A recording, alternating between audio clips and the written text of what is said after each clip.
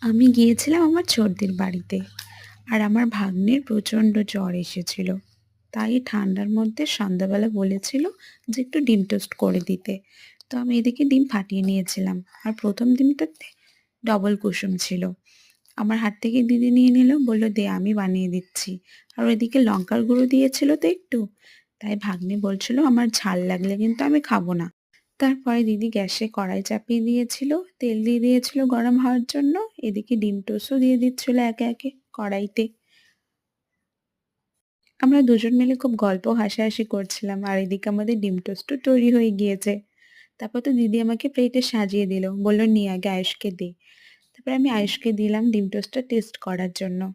ঘরে কেচাপ ছিল না, তাই দিতে পারিনি। আর আয়ুষ এদিকে খেয়ে বলছিল ভালোই হয়েছে। যেহেতু ওর জ্বর এসেছে কিছুই খেতে পাচ্ছে না। আমি আর আয়ুষ এদিকে টিভি দেখতে দেখতে ডিম টোস্ট খাচ্ছিলাম। তো এখানেই টাটা, দেখা হচ্ছে নেক্সট ব্লগে।